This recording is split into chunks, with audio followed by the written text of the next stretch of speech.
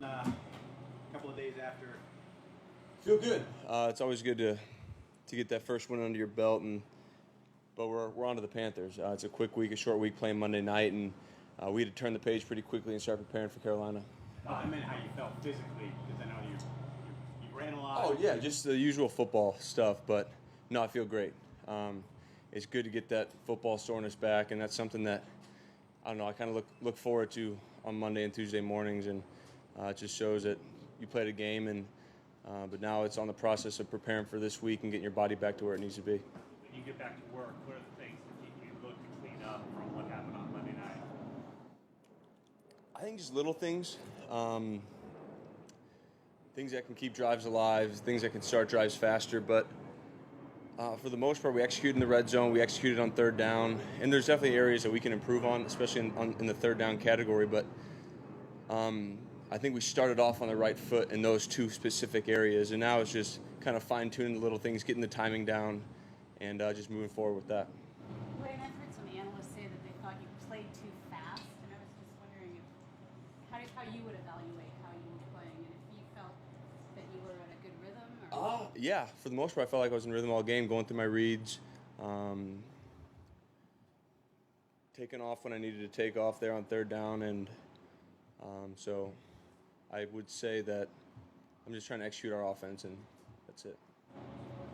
No sacks on Monday, none in the preseason either. Is that a factor of just being in the league for your sixth season and knowing how to go through your progressions more quickly? Yeah, and sacks are such momentum plays for a defense like the Rams.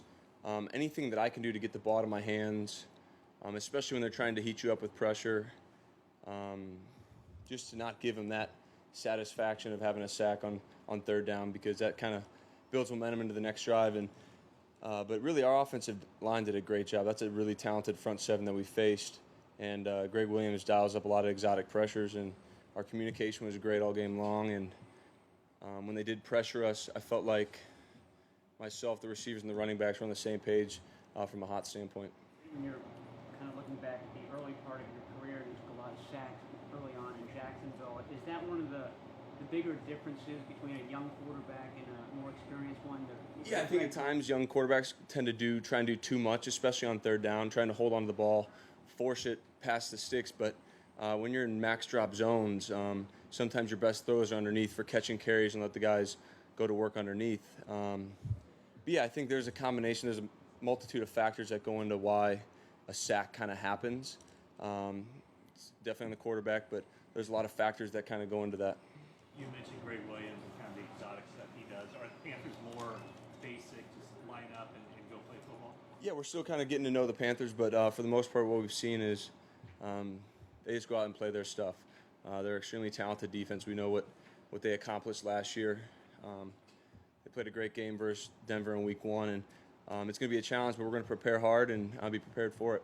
With the quick turnaround, how fast do you jump into Carolina stuff? What's your last, 48 hours or something? Yeah, since we play on Monday night, it's you watch the film there Tuesday morning as a group, but you got to turn the page pretty quickly. And right in our afternoon meetings, we started preparing for Carolina and started to get a jump start on the film because we had a little catching up to do.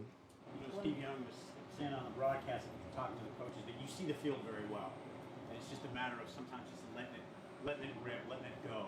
Is that a conversation you've had at times with coaches? Yeah, I think any quarterback, you just let it rip. There's no point in holding anything back, especially in a game. You just got to see what you see and trust the throw. And for the most part, I thought I did that. There was a couple of throws, like in any football game, you'd like to have back. But we executed our offense. Like I said, we were 50% on third down and 4 for 4 with 4 touchdowns in the red zone. And any time you can do that in a football game and not turn the football over, the chances of victory are huge. And that's just something that we can keep building on as we progress in the season. What's it been about Jeremy Curley that's allowed him to transition pretty seamlessly in these last few weeks? He's savvy, and I don't use that term very lightly because there's a lot of things that go into being a savvy football player. You got to be smart. You got to have good timing and good feel, especially at his position. And the way he came in, being only here for a week and playing the entire game for us, it was great to see it. But that's just a credit to how he works throughout the week in practice, mastering this offense, and I'm just looking forward to building that relationship throughout the season. And given that he works mostly out of the slot, is that a position for you that you need to develop more chemistry with, just because he might be running more option routes, or are there things that you do working with him individually to build that? Well, I think the slot guys, the tight ends, and the running backs, those are big matchups on the inside, because if they're trying to double the guys outside, you usually have singled up on the inside. And anytime you can isolate those guys on linebackers and safeties and whatnot, those are favorable advantages for the offense. Blaine, the Panthers looked at you hard in 2011 coming out of the draft. What do you remember about that pre-draft process, and how did you gauge necessarily what they were maybe going to do between you and Cam? Yeah, it was. We always had good meetings. I think every meeting in that pre-draft process was a positive one, and you never know where you're really going to get drafted. You interview with so many teams, so many coaching staffs, visit so many different organizations on those individual visits, and they're a great staff. Coach Rivera's a good coach and a great person, and I wished him nothing but the best. But they went with Cam, and that's how it goes. That you had a chance to go one? Yeah, like I said, you never know. It's such kind of a toss-up in the draft room, especially going into the green room on kind of that draft night. You're like, well, I could go here, I could fall to here, but no, it was a great time, and I'm just happy to get drafted, and that was it. Is that where you had your first career start, too? Yeah, I was in Carolina in 2011. It was actually, they had like a tropical storm that game, and it was wild. They had like hurricane weather, and like the water was overflowing that top bowl, and I just remember Daryl Smith he carried Josh Scobie out of the tunnel at halftime because there was like 1.5 feet of water sitting in the tunnel. It was wild. You're a leader on this team, and there's been, reports, talk on TV about the fabric of this team being ripped by the protests and stuff. I'm just wondering what the vibe is this week and how the team is. I think the vibe's been the same as it has been since we got here April 4th.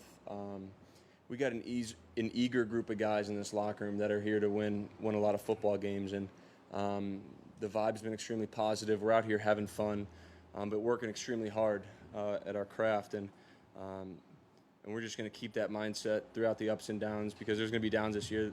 There's going to be wins and losses, but if you can keep even keel and come to work with the same mindset every day after a game, you're going to see consistent improvement throughout the season. So you would disagree that the fabric of the team has been ripped? I don't know who personally said the fabric's been ripped, but none of my fabric's been ripped, so my shirts are intact. The NFL announced their new concussion initiative, $60 million for new helmets, new technology. Do you have any thoughts on that? What you would like to see in helmets? I'm just going to stick to my old trusty Riddell Revolution. It's done me well so far, so no point in changing it for myself. Can you compare helmets from like high school, college, pro, like how you felt when you wear them? A helmet's a helmet. You got an air bladder in there they put air in, and it's supposed to protect your head, I guess. Blaine, last year the team won a Monday night game, a Monday night opener, and then went on the road and had a pretty tough go at Pittsburgh. I'm just wondering, do you guys talk about that? No, the past is the past, and our mindset going into this week, it's a new week. One down, one to go is what Coach Kelly always says. You put the last game behind you, and you got to move on. Good, bad, indifferent, win, loss, it doesn't matter. You have to learn from it, kind of process and diagnose the things that you did well and you did wrong. But we turn the page. We're on the Panthers now, and that's our sole focus going there. It's an East Coast trip, and just getting our minds and bodies prepared for it. But it's not good warning to remember what happened last year? I mean, that was 365 days ago, and we got a whole different group of guys. And like I said, we're just focused on the Panthers and getting better each and every day this week, and going to put our best foot forward there on Sunday. Blaine, regarding Curley, did you have a sense before the game that he was pretty on it and had the potential to be a pretty good Yeah, player? just seeing how we had worked together in practice that week, kind of looking at some film, kind of seeing where they were soft and voiding some zones there in the slot, and some of the matchups that we had in man coverage. It was a good thing to kind of have in my back pocket going into that game, but we still had to go out there and execute, and he did a great job kind of sitting down in zones and beating man coverage when he had to, and he had a big play there on 4th down. But it's just the first step of this season, and you're going to see us get better from here on out. Cool, thanks.